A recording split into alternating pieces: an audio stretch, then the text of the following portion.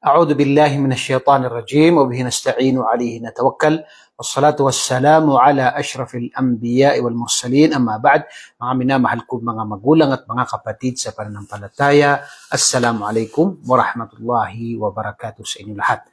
At sa mga oras na ito, ang paksa po na pag-usapan natin ay ang tafsir o kahulugan ng Suratu An-Nas. Dahil kabilang po ito sa mga maiksing surah na palagi nating binabasa sa ating salah. At bago tayo magsimula sa kahulugan nito, ay banggitin natin ang mga kabutihan, kahalagahan ng Suratu An-Nas. Una, o kabilang sa kainaman nito, ay ito ay sunna na ito ay basahin sa bawat pagkatapos ng ating salah. Sa bawat pagkatapos ng salah, ito po ay sunna na binabasa. Sinabi sa hadith ni Abu Dawud na si Uqbah bin Amir, isa sa mga sahaba ni Propeta Muhammad sallallahu alaihi wasallam, na kanyang sinabi na amara ni Rasulullah sallallahu alaihi wasallam an aqra'a bil muawwidhat fi duburi kulli salah. Ibig sabihin ay sinabi niya na ako ay inutusan ni Propeta Muhammad sallallahu alaihi wasallam na basahin ko ang muawwidhat. Ibig sabihin ay yung suratu al-falaq at saka suratu an-nas. Ganoon din na nabanggit din na kabilang sa binabasa ay ang suratu al-ikhlas. At kabilang dito, tulad ng nabanggit natin, sa al-muawwidhat ay ang suratu an-nas sa bawat pagkatapos ng salah. Ganon din na kabilang sa sinabi ni Propeta Muhammad sallallahu alaihi wasallam na sino man nang magbasa ng muawwidhat, itong suratu al-falaq, suratu an-nas, ganon din na kasama rin dito ang suratu al-ikhlas, ay pangangalagaan siya ni Allah subhanahu wa ta'ala. At si Abdullah bin Khubayb radiyallahu anhu na sinabi niya na ito ay kabilang sa sinabi ni Propeta Muhammad sallallahu alaihi wasallam sa kanya na basahin niya para siya ay pangalagaan ni Allah subhanahu wa ta'ala. Sinabi ni Propeta Muhammad sallallahu alaihi wasallam na sabihin mo, Qul huwallahu ahad, sabihin mo ang Qul huwallahu ahad, at saka wal muawwidatain, ay yung suratul falaq wa suratul nas, hina tumsi wa hina tusbihu 3 maratin takfika min kulli shay. Ito ay sinabi ni Propeta Muhammad sallallahu alaihi wasallam na basahin mo ang suratu al-ikhlas at saka yung suratu al-falaq wa suratu nas kapag ikaw ay inabutan ng gabi at inabutan ng umaga. Ibig sabihin ito ay kabilang sa mga inibigkas na adhkar sa umaga at saka sa gabi na kung saan ito ay sapat na. Ibig sabihin ito ay pangangalagaan ka ni Allah kapag binasa mo ang mga surah na ito. Ganon din na pangatlo ay ginagawa ito ni Propeta Muhammad sallallahu alaihi wasallam mismo na ginagamit niya na ruqya. Ibig sabihin ay binabasa niya ito sa kanyang sarili bilang panggagamot. Ibig sabihin ito ay ruqya. Si Aisha radiyallahu anha sa hadith ni Imam Bukhari kanyang sinabi na ang Propeta Muhammad sallallahu alaihi wasallam ay kapag siya ay nagkasakit, kapag siya ay nakaramdam ng sakit, ay yaqra'u ala nafsihi bil muawwidhat wa yanfukhu fi wa yanfukh. Okay, so dito sinabi ni Aisha radhiyallahu an na kapag nakaramdam ng sakit si Propeta Muhammad sallallahu alaihi wasallam ay babasahin niya ang tinatawag na muawwidhat. Ito ang suratu al-falaq at saka suratu nas, at ganoon din na nabanggit din na sunna rin na basahin ang suratu al-ikhlas. At kapag naman tumindi ang sakit niya na nararamdaman niya, ay sinabi ni Aisha radhiyallahu anha na ako ang nagbabasa. Ako ang nagbabasa ng ruqya na ito kay Propeta Muhammad sallallahu alaihi wasallam.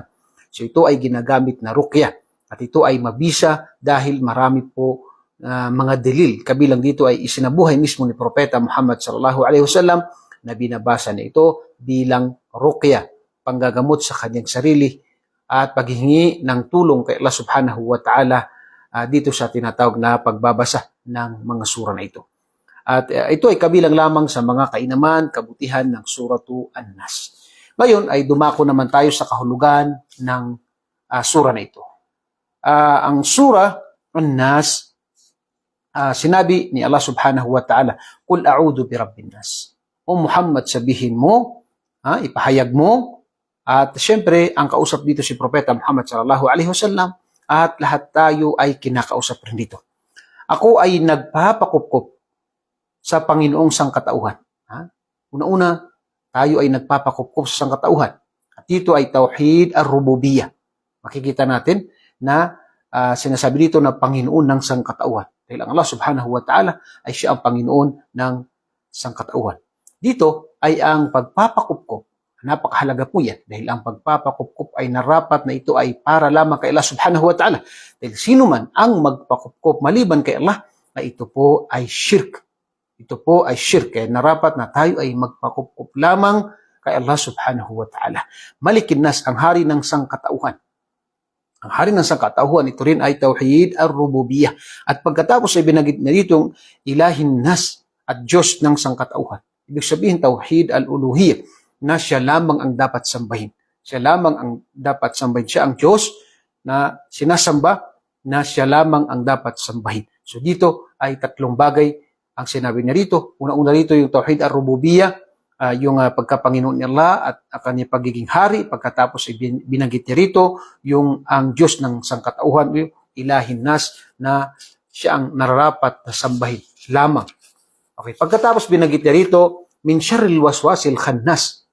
Laban, saan tayo nagpapakupkup?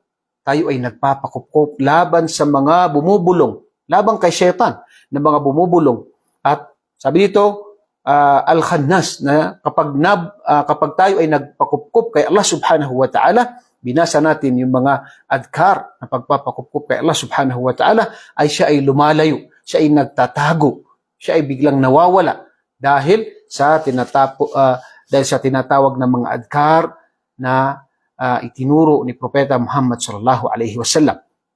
So dahil dito ang mga adkar ay nakakatulong po ito, at ganoon din napatunay po na napakadelikadong kaaway itong si Shaitan sa kanyang pagbubulong sa tao na gumawa ng masama, at ipagpatuloy ang paggawa ng masama at iba pang mga ibinubulong ni Shaitan. So ito po ay dahil sa si Shaitan ay binigyan ng pagkakataon ni Allah subhanahu wa ta'ala, binigyan ng pahintulot dahil sa iyo nang hiningi niya kay Allah subhanahu wa ta'ala na siya ay pupunta sa harapan, sa likuran, sa kanan kaliwa, pupunta siya sa isang tao para ito ay iligaw. At sinabi ni Allah na hindi niya maililigaw ang silang mga mukhlisin. Sila ang dalisay, ang kanilang pagsamba kay Allah subhanahu wa ta'ala. At sabi dito, alladhi yuwaswisu fi sudurin nas, at nagbubulong sa puso ng sangkatauhan. So dito, nagbubulong siya sa puso ng isang tao para siya ay gumawa ng masama, at kapag gagawa ka ng kabutihan, ikaw ay magbibigay ng sadaka, sasabihin na sa iyo, bakit ka magbibigay ng sadaka?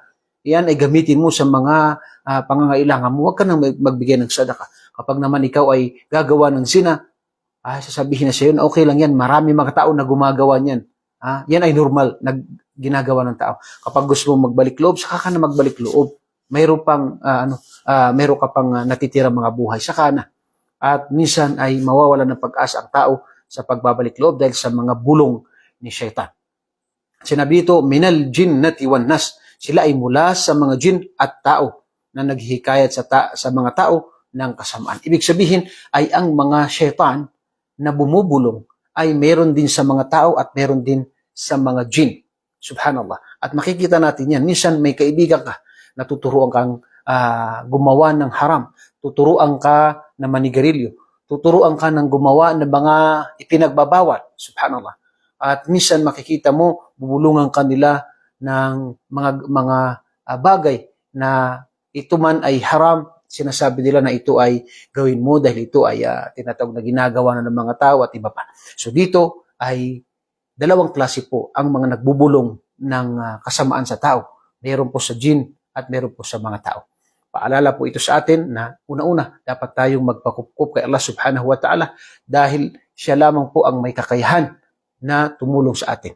Siya ang dakilang tagapaglikha na dapat sambahin, dapat purihin, at ganun din na narapat na maging matibay tayo, magtiwala tayo kay Allah subhanahu wa ta'ala, at tandaan natin na si Shaitan ay palaging nandiyan. Kaya palagi tayong magpakupkup kay Allah subhanahu wa ta'ala upang tayo ay pangalagaan ni Allah subhanahu wa ta'ala sa kanyang mga bulong.